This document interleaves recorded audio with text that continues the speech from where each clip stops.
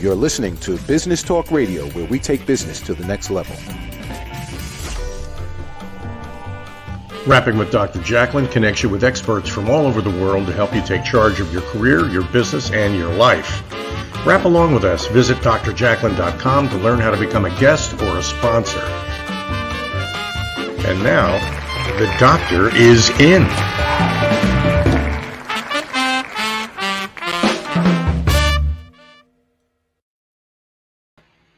Hello, everyone. Welcome to Rapping with Dr. Jacalyn presents Conversations of Substance. We are live streaming on Business Talk Radio and social media. I am your host and executive producer, Dr. Jacalyn Kerbeck, and with me today is my co-host, Mr. Alex Kaplan, live from California. Hello. Hi, everybody. Hi, Dr. Jacalyn. How are you today? Good morning. It's very early for you there. It's a little early. It's 8:30 in the morning here, which is great. I slept last night, which is a miracle for me. So I'm ready to go. How are you? I am doing well, too. I feel like I've been up for hours. I got up around 5 something and I looked out the window and I saw this giant creature. I mean, it was like this big. I think it was a raccoon, and it went from the neighbor's fence and then it came over and went right for the trash cans. So underneath one raccoon, the house, there's 10 raccoons. So just be careful. Stay away. Well, okay. That's a fun way to start the day. Absolutely. Yeah. So, and I'm really excited because we are live streaming on Business Talk Radio. Last week I had some challenges, but we are streaming up and going. I'm so excited. And I also want to announce that we are ready to take phone calls live on the air. And I will put up the number, but it is 609-961-1699. It would be great if people called in today, Alex. Yeah. No, that'd be a lot of fun. Yeah. I'm sure people are going to call in. Give it to us. We'd love to hear from you. So before the show, we were just chatting about Clubhouse. I was going to try to actually live stream us into Clubhouse, which is like the hottest social media platform, but I couldn't figure it out. So, well, we're going to figure it out for next week. Exactly. We can't do everything all at one time, can we? As much as you try, like shoot for the moon, right? I do try. Maybe I take on too much. In fact, our friend Dear James yesterday said he was hearing slow down a little. Oh, no. Well, That's fine. Let's just get better and better. Yes, for sure. Right? Yeah. So what are we going to talk about today? We talked about the fact that people are really depressed. Yeah. It's really funny. Right before we came on, Jacalyn was like, what's the topic today? And then she was like, people are really depressed. And I was like, that's exactly what I was thinking about. The way I was thinking about it, I went through something really interesting yesterday. I realized that I have a relationship with time that is dangerous, that is not serving me. As a kid, I was such a procrastinator. I didn't do homework. I put things off. And I've always had this mountain of things growing behind me, and have been living in the shadow of this growing mountain my entire life. And as much as I do, because I have this deep rooted relationship with just not getting things done, or there not being enough time to get all the things done that I haven't done, that I've put behind me, I have this passenger next to me my entire life, and this feeling of just, it's just this darkness, this weight that I just feel all the time, and I haven't fixed that yet. I haven't moved past it, but I've recognized it, and I think that we all have something. Right. Yes. We have something that's making us feel weighted, that's making us feel heavy. It could be a relationship with somebody else. It could be, I don't know. It could be work. It could be career. It could be social life. It could be just like a mental illness and your daily emotional well-being, and just taking the time and really meditating, or just journaling, or thinking about what it is that bothers you, that's making you feel that weight, is the first step. So I think I came through something pretty big that I've been living with for 30 years yesterday. And now that I recognize it, I can finally start to do something about it and start to unravel it and start to just get rid of it and release it and move on and develop a new habit beyond it. So, so yeah, that happened to me yesterday. That was pretty crazy. Wow, what a great share, Alex. Thank you so much. And now, do you feel like the weight has been lifted, that the passenger is no longer there? Well, I think that passenger, my relationship with the passenger is what needs to change, right? I think we all have these passengers. We all have these like other voices in our head, and the other like those other perspectives and facets of who we are that we're constantly having conversations with, right? In this ethereal way, but it's just like, hey, I'm okay, right? Like, and it's just changing that back and forth conversation where it's just like, hey, you got all this crap behind you and you're never going to get it done. It's like, no, dude, chill. It's all good. Like, don't worry about it. It's not that the stuff isn't still there. It's how I feel about the stuff that needs to change. Yes, spot on. And since you're sharing, I feel like my passenger has always been my weight. And I don't want to say I'm obsessed with my weight, because I'm not obsessed with my weight, but I'm always mad at myself. Like, you're disgusting, but then I eat things I shouldn't be eating. And I feel like I eat them on purpose, if that makes any sense. Like, because I feel like, well, why shouldn't I be able to eat it? But then it's like, here today, I'm going to be in the studio. So I worked out this morning, but I didn't get a great workout in. And now I'll be sitting here all day. So the whole time I'm thinking about just that it's disgusting, my weight. You know what I mean? Like, I don't know how to explain it. That's like my passenger, that it's probably low self-esteem. But you can tell, like, I had lost 12 pounds in the summer, and then I guess I put it back on. I don't really know, but it's just that constant battle. Yeah, that's so funny. This shirt, I woke up and I put on a different shirt. It wasn't working with the background. And then I had to change a shirt. And I go into my closet and I'm just like, there's that shirt that I have this relationship with. I used to weigh 70 pounds more than I do now. And wow. Yeah, I have but I've done that a couple of times in my life. I have a very interesting relationship with my weight too. But when I first got this shirt, this was my goal shirt. From back in the day, I was like, that's a really cool shirt. I'm gonna be able to fit it one day. And I lost that weight a long time ago at this point. I'm at a new place in how I feel and am physically. And yet I go into my closet and I look at that shirt and I never put it on, because I'm just like, crap, that's that shirt that doesn't fit. But then I just like grabbed it and I put it on, and it's a bag. It's not like I have like room in it, but this isn't new news, It's just like, and I went in and I talked to my wife, Katie. I'm just like, look, I'm wearing this shirt that I never wear. And I realized, like, it's these ghosts that like haunt us, right? These memories and these relationships that we have with things that like are planted inside of us that aren't true. We just hold on to these things that we build up in our lives that just aren't based in anything that's true. I have this note in front of me. Fear, the acronym for fear is false evidence appearing real, right? And I think that's what we're always dealing with. It's just like we're holding on to these things that are just not true.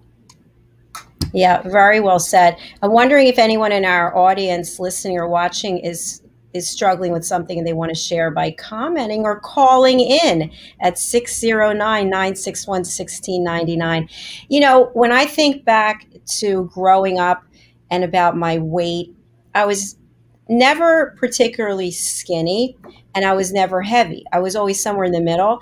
And as I got older, I worked out more. So I would have a trainer, or at one point I was doing Solidcore before the pandemic, and I was obsessed with it, and I was getting bulky, and I love that. Like, I like the idea of taking 15-pound dumbbells and doing step ups, and all the army crawls, all those things. So I feel like when I'm really muscular, that I'm at my best, even though I might be heavier. And I think because of the pandemic and working out from home and having like little weights and trampoline, it's not the same. But to your point, I think it's the ghosts of the past, of always thinking I'm not good enough. And I think for me, it just parlays into the weight as my passenger. Yeah, and that's like that's the other thing that hit me over COVID, over quarantine is so I'm sober, right? Over 3 years, but I've been on this journey over 7, nearly 8 years now of trying and doing better and better. And what I realized during COVID was that like I was eating, right, or I was binge watching Netflix, and I was, but and and it made me feel the way that using drugs and alcohol used to make me feel. I was using it to escape, and I was starting to create this psychosomatic illness, like it, which was manifesting itself physically, where I was feeling nauseous and I was feeling sick and I was getting like headaches. But they weren't real. They were just like I was running away from something.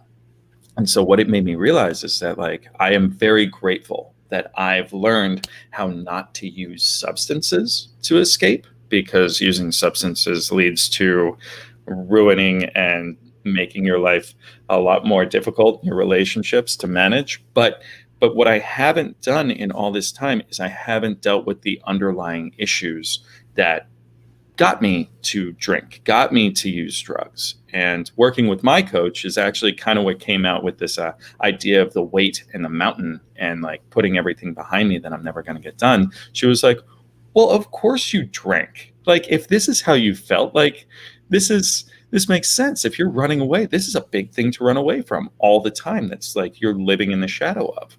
And so it's nice that I'm peeling the layers of the onion back to see what those things are. But the big thing I realized during COVID is just like, okay, I'm still not dealt with the things that are underlying. This weight thing is a new one, but the big thing I realized during quarantine was that my insecurities are so deep. My foundational like being is insecure. And that is in every time that I communicate with somebody or I talk to somebody, the first thoughts I would have are, I'm not as smart as this person. I'm not as good of a conversationalist. I'll never be as successful as this person. I'm not as good looking or as fit or as committed or devoted or as good of a reader or as good at math. Or it was always just like whatever somebody was or was not, the narrative in my head would just come in and just pound me and just uppercut me and hook me with insecurities, just like making things up. And so I think that most of us deal with that. We all have these insecurities that just are winning all the time. And it's not about them going away. It's about us recognizing them and realizing that we can choose to feel differently. Absolutely. I love that whole visual of us really literally beating ourselves up, like boxing, like just constantly. And we had to take a break, but I want to share a quick story, then we can talk about yours and mine. So I remember when I was in college, I was always busty, for lack of a better word, right? And I was always like insecure about it, especially as you're getting older. And so I went to University of Delaware, and I was there for a couple of years, and I walked through the dining hall, and I had signed up for this course, this fitness class that was with the football players. So it was working out, and anybody could join it, but I did it because it's a really hard class. You had to run stadium stairs, and I always like to do things physically to beat myself up. And I always say, like, if I drop dead working out, that would be fine with me. But anyway, I was walking through the dining hall. I remember exactly what I was wearing. And these two tables of football players got up and they started clapping, Dolly, Dolly, like Dolly Parton. And I just started to cry. And I still hear them saying that, if that sounds ridiculous. But some people would look at it as a compliment, like, oh, but I always looked at it like I don't fit in. Do you know what I mean? Yeah, we all want to be normal, but normal doesn't exist, right? We're all just like, we're all faking it, right? Until we just stop. And if you look at Dolly Parton, she's made a huge success of herself, and those two assets are, she's very proud of them, right? Right. And the thing is, it's not like it's not about what you have, it's about how you feel about what you have. Yes. Yes. Do you choose for it to be an asset and choose for it to be a strength, or do you choose for it to be a weakness? And honestly, nothing is significant until you label it significant, right? Nothing is good until you label it good. Yeah, I have this great story. Well, I'll tell it when we come back. Yeah, we need to take a quick break. And I love the conversations that we have. I feel like they're just so authentic. Me too. Thanks for doing this with me. This is great. That's my pleasure. Thank you. All right, folks, we'll be right back. Stay with us. Rapping with Dr. Jacalyn presents Conversations of Substance with Alex Kaplan. Hey everybody, my name is Ralph Graves Jr. I'm the host of the Ralph Graves Jr. Show, and I want to invite you to pick up my book, Unstoppable. I wrote a book called Unstoppable. It's 7 universal laws that will transform how you pursue and achieve success. The one thing that my 20 years of law enforcement has taught me is that no matter who you are, we are all governed by universal laws, like gravity. But in this book, we're going to talk about laws like the law of forgiveness, laws like the law of control, the law of intelligent practice, the law of expectancy. I was able to see how those, no matter what their background was, those who identified and treated these laws with respect, they were able to go on and lead successful lives. So pick up this book, and you can go ahead and pick it up at Amazon.com, BarnesandNoble.com, RalphGravesJr.com, where anywhere where fine books are sold. Thank you. There are 7.7 billion people on Earth today. 40% of these people are under the age of 25. Young adults are the most fertile mission field in the world today. In Scripture, we see Jesus pouring his life into 12 young adults who he equipped to change the world and all of history. Like Jesus, we believe that the best approach to reach the world with the gospel is to invest in young, emerging leaders and equip them to build disciple-making movements. Concentric is the notion of surrounding and sharing a common center.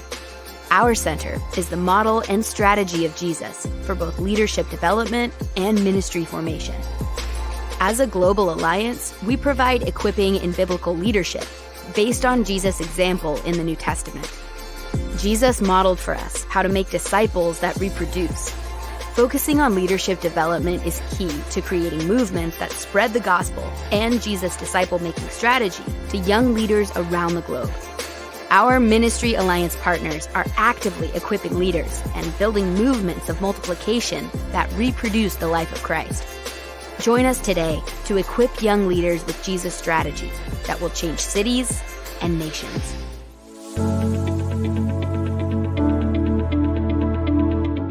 The session that we had with BCAT was really entertaining and enlightening. We were able to put together some very specific steps that we as individuals can take, and it was really fun to all come together and see sort of where we're going as a team and how we can all get there together.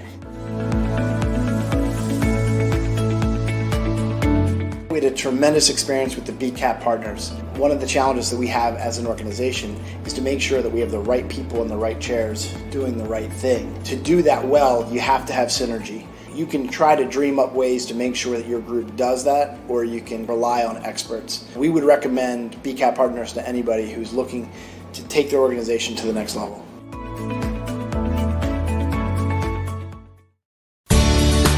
Academy Sedan and Limo is a full-service transportation company serving the Philadelphia metropolitan area with full knowledge of the New York City, Baltimore, and Washington, D.C. areas.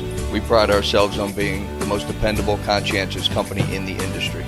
Our always on-time service and dependable pricing make us the company to call for any event or occasion. Our vehicles can accommodate any size party for any occasion. Our vehicles range from four-door sedans to SUVs to minivans to limo buses to full-size tour buses and can accommodate groups of 2 to 100.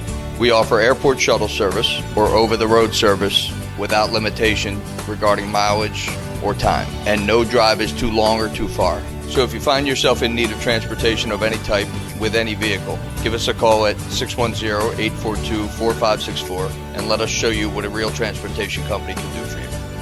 Use code ACADEMY2020 to receive 20% off your first 3 rides, including parking and tolls.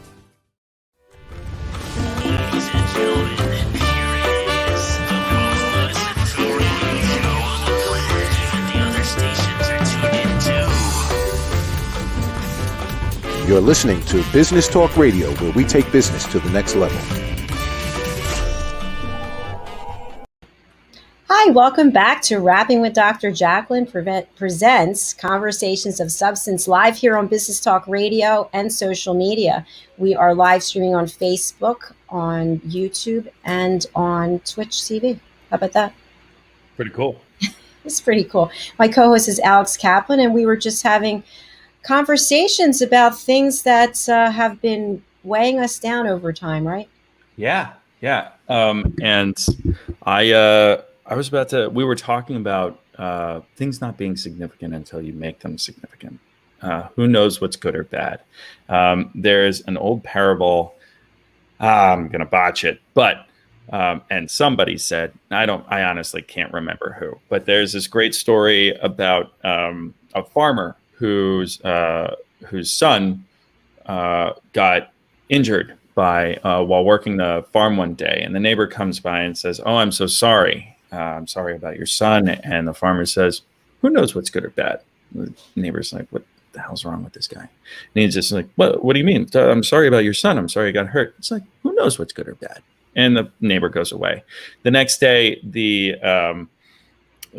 military comes to recruit, and sees that the son is hurt and injured and doesn't take him. And the neighbor comes by and says, "Oh, I'm so glad. This is great. Congrats." And the farmer says, "Who knows what's good or bad, right? Who knows what's good or bad?"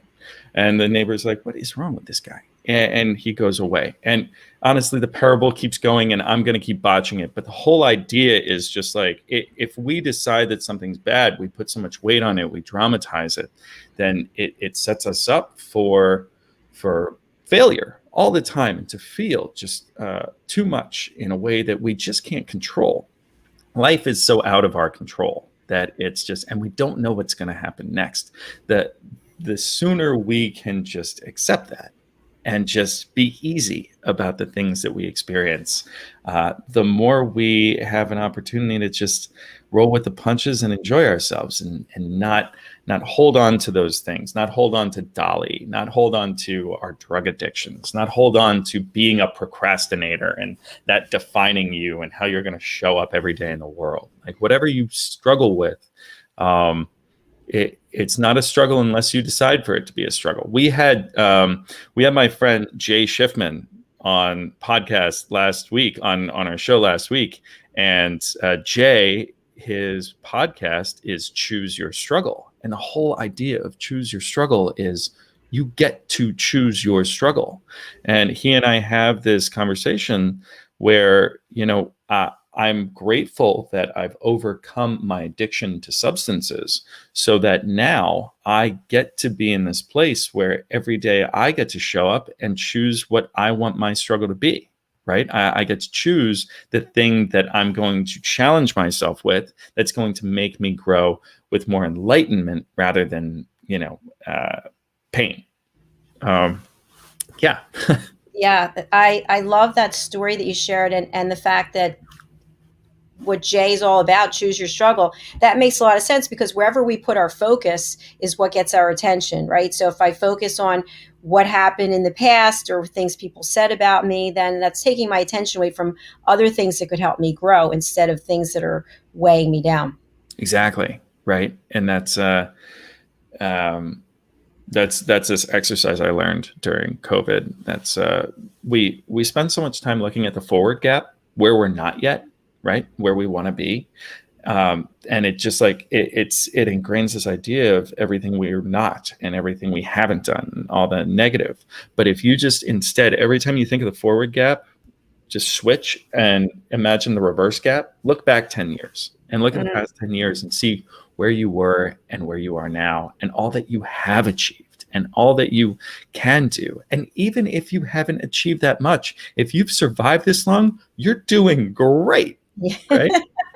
Absolutely. And that's a good point. And I'm a few years older than you. So when I look back, there's a lot of road there. But I would never want to go back, even though, we keep getting older, things change. I'm glad I keep getting older, obviously. But some people you talk to and they want to go back. They'd rather be back when they were in high school or some other time in their life. How do you feel about that, Alex? Oh, it's so funny, right? Like regret is so interesting. And then, thinking about our best times are behind us is just, that's us labeling again, right? That's this negative perspective that like you have today, right? You have today, which is so easy to say, right? I'm guilty of forgetting this all the time, but having today, having tomorrow is just more possibility. Just like who knows what's possible? Who knows where things can go? And if you just want to go back,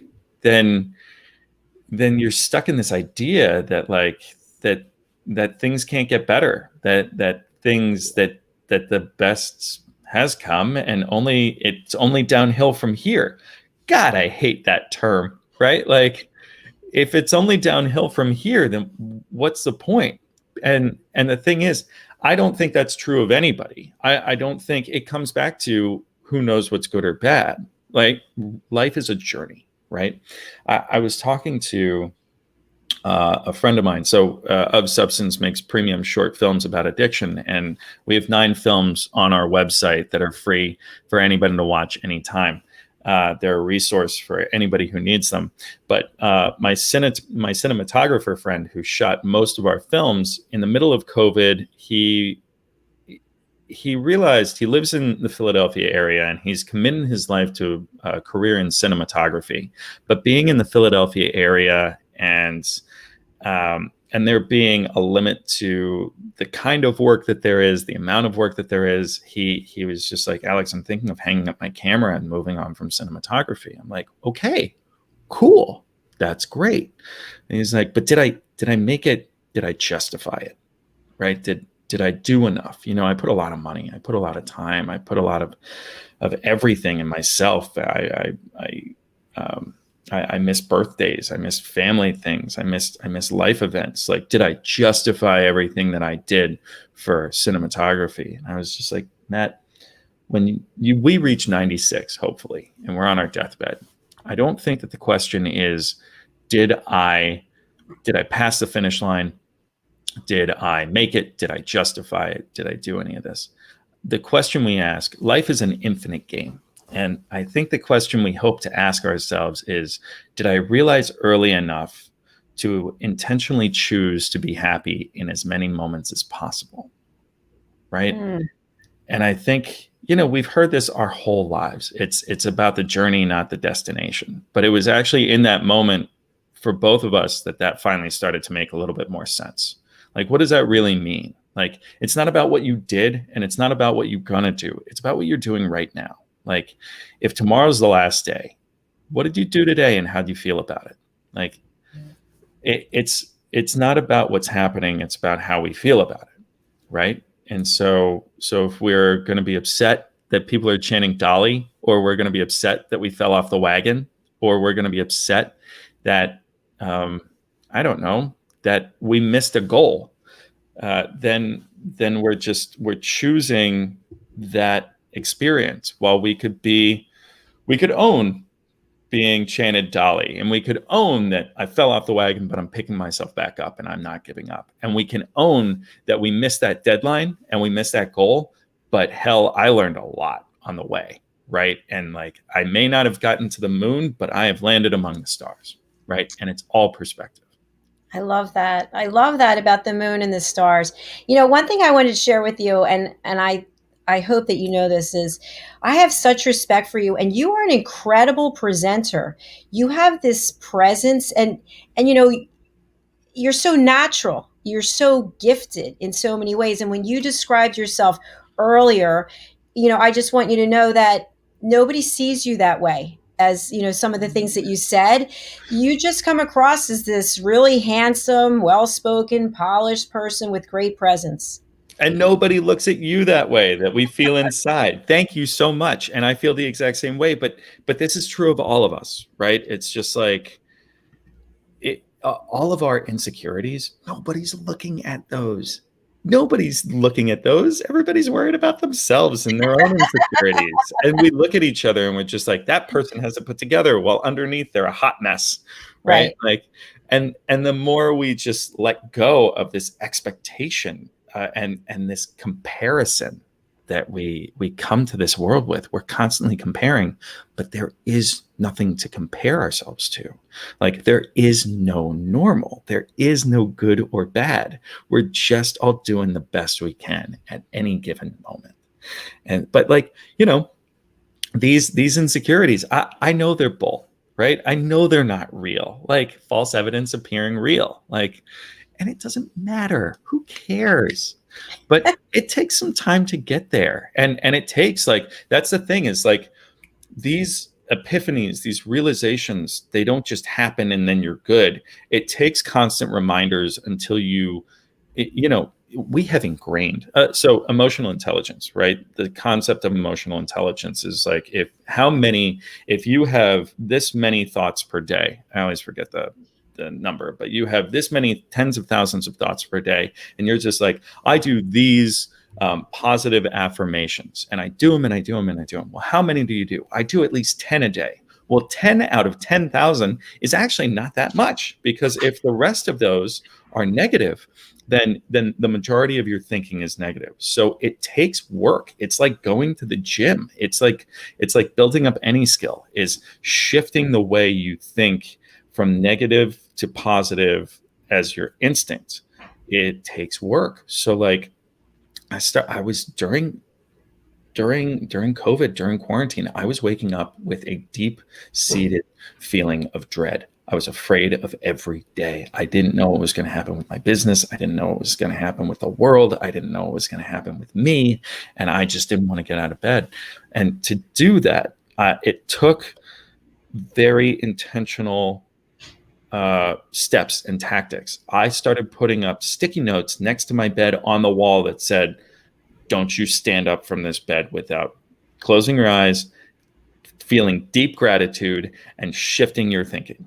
I'm thinking only positive thoughts. And I couldn't get up. And then I set an alarm. Oh, my wife is going to kill me. I have these alarms that go off, and they were going off every 15 minutes. It said gratitude every 30 seconds. Every 15 minutes, I had to remind myself to, what am I thinking right now? Okay, cool. How would I rather think? Right? And then get deep in the thinking of gratitude. And again, I think I brought this up in the past, but the way I understood practicing gratitude was wrong. It's not simply about listing out the things that you're grateful for and saying, I am grateful to have a home, and then saying, because it makes me feel, and then going down the rabbit hole of how does it make you feel? It makes me feel grateful to be able to afford this. It makes me feel like I'm doing well enough to be able to have a job, that I have food in my fridge, that I have a wife that's next to me. And you start going down the rabbit hole. It makes me feel secure. It makes me feel confident. It makes me feel this. And the more you do this exercise and explore these feelings, these deeper feelings, the more you start to actually bring these feelings to the surface. So every 15 minutes, a timer would go off, just like gratitude. Okay, I'm in the fridge. Gratitude in the fridge. I have turkey in the fridge. I have food in my fridge. It makes me feel like I'm doing okay. Like today is okay. Like I have food. I can eat. I have a job. I'm making money. I'm able to support myself. I'm able to support my wife. I'm doing okay. Hey, I'm doing okay. But this takes time, and it takes work, and it takes commitment, but you can get there, and you can. I love the idea of the 15 minutes. That makes a lot of sense. And that's not easy to do either. And it impacts other people. And good for you. You did it. I want to say hi to some folks who are watching. The lovely, wonderful lady Diane Baim. She loves the show. And Swami Tirtha, also Greg Russick and Kevin Kiswali. So thank you so much. We are going to pause for a break. And by the way, I challenge you, I urge you to pick up the phone and call us. We would love to have you on the phone with us today. Please. Okay. All right, we're going to take a break. We're going to hear from Diane Floyd Baim. We'll be right back on Rapping with Dr. Jacalyn presents Conversations of Substance with Alex Kaplan. Looking for children's books to embrace the imagination, to inspire your kids to be the best they can be and to love themselves? Look no further. Children's author DianeFloydBaim.com. You'll find the books right there and on Amazon and local stores.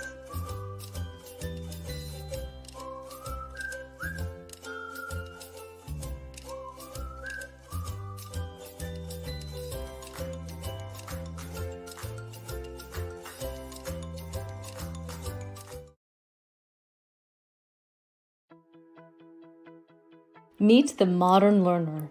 Like most of us, the modern learner is short on time, on the go, and wants to learn on their terms and device of choice. The key is to meet them whenever and wherever they may be. The solution? Best-in-class content served up by the Engagement mobile learning platform, where the modern learner is at the center of the learning experience. For example, they can receive a text message that alerts them to a new learning module. They simply tap, watch, read and engage, or play a fun learning game. We transform your content into modules that are timely, accurate, academically rigorous, yet engaging and robust. Personality motivators are blended with modern adult learning principles to make it faster and more natural to absorb the content and have fun while learning. Our cutting-edge platform offers something for everyone. It can be an immersive experience where learners explore and engage based on what's relevant to them in that moment, or they can follow a set curriculum, earning badges and tracking points toward a credit or goal, or they can dive deeper into high-value professional content relating to their topic of interest. It's binge learning at its best. All this, along with an entire portfolio of real-time usable data and KPIs for stakeholders. Imagine, share up-to-the-minute news, enhance current curriculum, build knowledge banks, drive sales, and foster community in the push of a button. To learn more or see a demo, please contact support@engagement.com. Ladies and gentlemen, here it is, the most listened to radio show on the planet. Even the other stations are tuned in too. You're listening to Business Talk Radio, where we take business to the next level.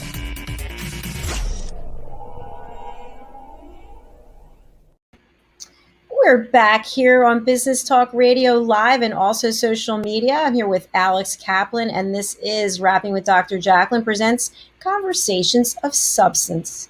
And I think that's what we're having right now, isn't it? Always. Right? Like we just we take down the veil, we take down the curtain, we talk about the things that are really happening inside of us. Yes, we are not surface deep, that is for sure.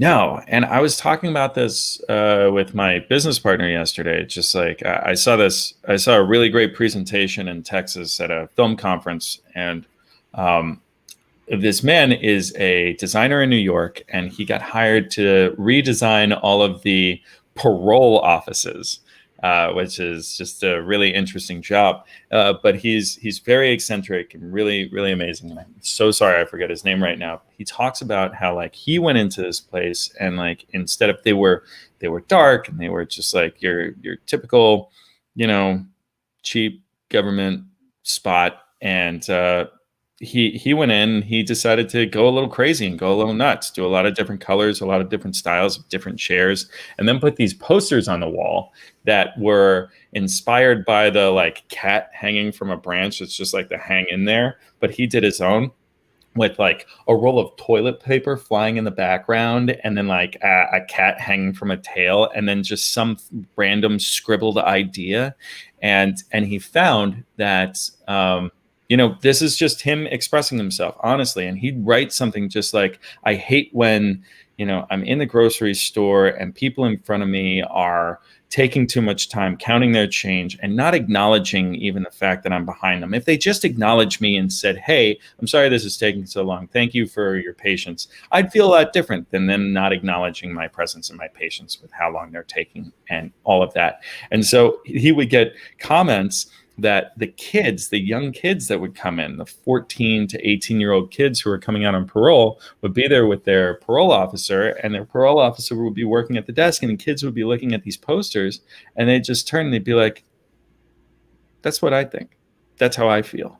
And his point was that, like, James Joyce, I think I said this before, said that in the particular lies the universal. The more honest and real and authentic and genuine we are about like what we feel and believe about the world, the more surprised we'll be that other people identify with that as well. And so he had this term, the gray homogeneous commercial landscape, as when we're just trying to appease people and feed people what they think they want to hear, what they think they'll buy, what we think like is popular, we're just making more of the same. We're just like adding to this world of same that actually doesn't serve any of us. It doesn't enlighten us. It doesn't help us as the people sharing, and it doesn't help the people who are listening. It just sets up this expectation of just appeasing the masses, which is just kind of empty. And so these conversations that we have where we take down the curtain, where we talk about what's real, are these conversations that are worth having. And so we're happy. Jacalyn and I are so happy to be here to just keep having these conversations. Yes, we sure are. Yesterday, your story just made me think of something we were talking about, the darkness and prison and whatnot. I was in a clubhouse room, this clubhouse platform, and I went into this room and suddenly I became a moderator, and I said, wow, why? Because they asked me to speak, and I said, thanks for making me a moderator, which means that, with your phone, that you're at the top of the phone. So long story short, I was able to call on people and ask them to speak, and I had no idea what anyone was even talking about. So I just picked this woman randomly at the bottom of the phone, and I asked her if she would share a story of inspiration or overcoming adversity. And at first she was like, oh, like she didn't expect someone to call on her or to even ask her something that deep, early in the morning. So she started talking, and the beginning of the conversation, or the beginning of her monologue was somewhat surface level. And so she paused, and I asked her a question that she went really deep. And the bottom line is, she had made some choices in her life. It sounded like a number of choices that didn't really serve her, and she ended up in jail. And she was in jail for 6 months. And I said to her, when did you realize that you had the ability to turn your life around? And she said it was one day that she was in her cell without any windows. It's all gray. It's all dark. It's all dreary. It's all depressing. And she could have just continued spiraling downward, right? And she could have been angry and bitter. And she gave herself grace. She gave herself the opportunity to not be so hard on herself and to give herself a break. And once she did that, she started changing how she felt about herself. And then she got out of jail and she started pulling her life together, helping one person after another. And it was so moving. Like, I was crying. It was amazing that from the darkness, by giving herself grace, she was able to turn her life around in a dark prison cell. That's amazing. It's just amazing. And we all have those stories, whether we're in jail or not. Like, it's just, we're all inside the prison of our own minds. I was going to say that our mind is our own prison, right? Yeah, yeah. But we're the guards. Like, we're everything, and it's up to us to just let ourselves out. That's a beautiful story. Yeah, and the fact that she shared it, she didn't expect she was going to share. But in cases like that, I always feel like, and I want to know your thoughts, I feel like sometimes people want to share, but they don't feel comfortable. They don't feel like they're in an environment where they can. And if you give them the ability to know that they're safe sharing their story and there's no judgment, they'll be more likely to do so. I think so too. I think I was on an event last night where they do they've collected short films about mental illness, and so it's very much in line with Of Substance. And so I was checking out what they do, and it's really nice that they do this work. But the tone of the entire thing was very surface. Like, the facilitator was constantly just like keeping it uninteresting, keeping it it wasn't very personal from what she was sharing after a film about gender identity or about depression. It was just like, makes me want to get my drag on, right? And makes me want to do splits and makes me want to like dress up like that, instead of just like, it was a phenomenally deep film about feeling empowered about who you are and not letting society get you down and other people's opinions, and to not have a share that was personal and that was vulnerable set this tone of just like, I was toning it out. I was just like, this is such a missed opportunity. And so I think like that's a lot of the work that we do with Of Substance, like our movie workshops and the screenings that we're going to be doing across the country. And everything we do, whether other people are getting to be part of the conversation or not, and it's just me or somebody else facilitating, it comes down to just like that open share, right? It's just like, this movie just happened. This is the story, and this is how I relate to it as a human being. This person took down the veil. Let me take down mine, which only encourages you to take down yours and sparks that conversation. So without that opportunity, without that encouragement, like, how can we be expected to do so? So I think that woman who was on Clubhouse had a lot of guts, and my hat is off to her for just having the guts to say, hey, this is my story. Because I'm sure her story, being so vulnerable, inspired other people in that room yesterday. Exactly. And it made me want to get to know her more. Right. Yeah. Oh, look, a human who I can identify with. Right? Yes. Yeah. That's a great look on my face. I'm apparently frozen. Oh, you are frozen listening to me. Oh, you're catching up. Hi, there you are. Alex? Yeah. Can you hear me? Oh, can you hear me? Oh, there we go. If everybody else can hear me, I'm still here. I'm still here. Okay. Sometimes there's technology issues, right? Yeah. I feel like so many people are streaming right now across the world that there goes that we're all intersecting.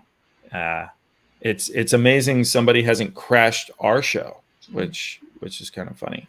But yeah, dealing with those things that we just don't talk about, vulnerability, it's just so important in everything that we do. So Of Substance, we're a nonprofit. Our mission is to unify humanity by fostering vulnerability, combating isolation, and creating community as we connect people through the power of story. We're a film company that's focusing on addiction, but honestly, that mission statement is everything that this talk show is about. Right? It's in everything that we do. This is what drives us. This is the world we're looking to create, is just by being vulnerable, we combat isolation, we create community and connect people through story. And here we are doing that right now. It's very exciting. Thank you all so much for being a part of this. Yeah, I was just thinking earlier this morning about gratitude, right? And what it takes to be grateful. It seems like it takes so much strength and it takes so much work to hold on to that gratitude. But it really is just a practice, right? It's and not a practice like meditation's a practice, right? Like we think of the time it takes, we think of the time commitment and the focus it requires, but it doesn't really need to. It's about putting in the time up front so you start to shift your base ideas from moment to moment, your basic thoughts from moment to moment.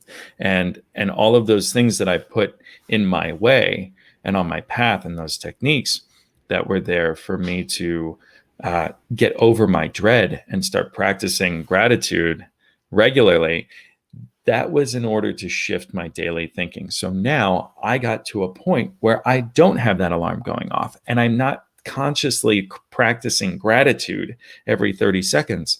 I've shifted that emotional intelligence to be more generally positive so that when something happens, I can just react happily. I can just see what's possible. I miss a goal, I miss a deadline, and I'm just like, oh, okay, keep moving. That's all right. I can recognize these other things that are bothering me, or these passengers or these shadows I've been living in for decades. And I can say, oh, okay, well, guess what? I don't have to feel that way. I don't have to live in that. I don't need for that to run me. And you can do that too. Yeah. So, Jacalyn, are you still there? Yeah. Why don't we do that? That sounds like a good idea. Okay, everybody, we are going to take a little break as Jacalyn gets her sound back up. We're going to go to our last commercial and we'll see you back here soon.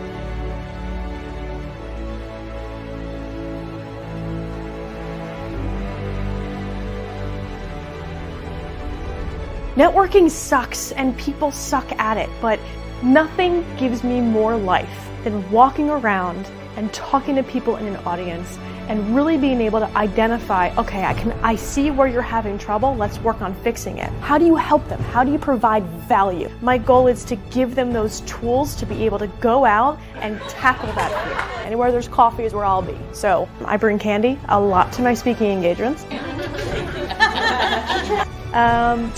Like, of course that makes sense. I'm a little unconventional. Ashley was very knowledgeable. Very entertaining. I learned a few new things, and to me that's the key. What do you want them to say? How do you want to be perceived? You're going to get the most direct, tactical tips and practical takeaways when it comes to networking. These two here are super important. You'll remember once the conversation started. I love the tips that she gave out. I hate networking with a passion, so I feel like I can go through a meeting or event and not feel so uncomfortable. When you're going to a presentation, you want to be educated. You also want to be entertained. She was really fun and really personable, and everything she was saying was just very relatable. She's got a lot of great ideas. That will make you stand out so fast. she comes across as someone that likes what they do and just doesn't try to sell you something. Activity breeds results. If you're not doing anything, you're not going anywhere. Just made me want to start networking, which I never thought I'd say before. A networking strategy that works for you.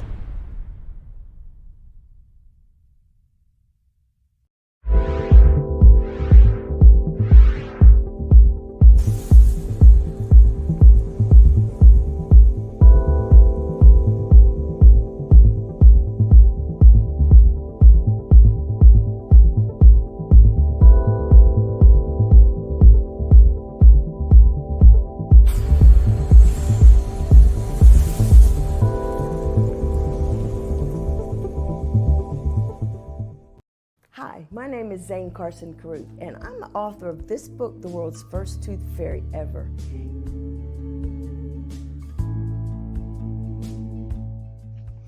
Reading is magic. Studies have shown that reading to your children lays the foundation for greater success in life. Reading helps develop language and vocabulary skills. It helps improve memory, and it encourages curiosity and inspires creativity. The benefits are immeasurable, and as a parent, you'll benefit too. In only 10 or 15 minutes a day, you'll be creating more memories and a bonding experience that will last for years to come. So take time to read to your children. Read them books about things that engage and interest them. Tales of fairies and magic fascinate children, and as everyone knows, the Tooth Fairy is at the top of the list. If your child loves magic, wands, adventure, and what child doesn't, you'll love reading them books from the trademarked series, The World's First Tooth Fairy Ever. Follow along as Abella, the world's first tooth fairy, accidentally starts the tooth fairy tradition. Learn the tricks of being a professional tooth fairy in the book, Abella Starts a Tooth Fairy School. Your child's imagination will soar as you read the adventures of Abella and her magic wand.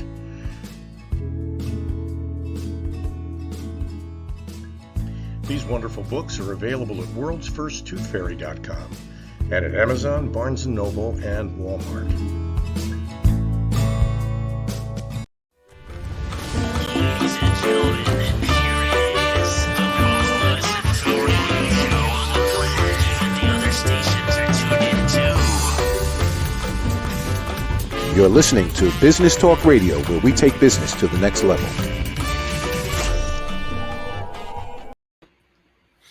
Hi, everybody.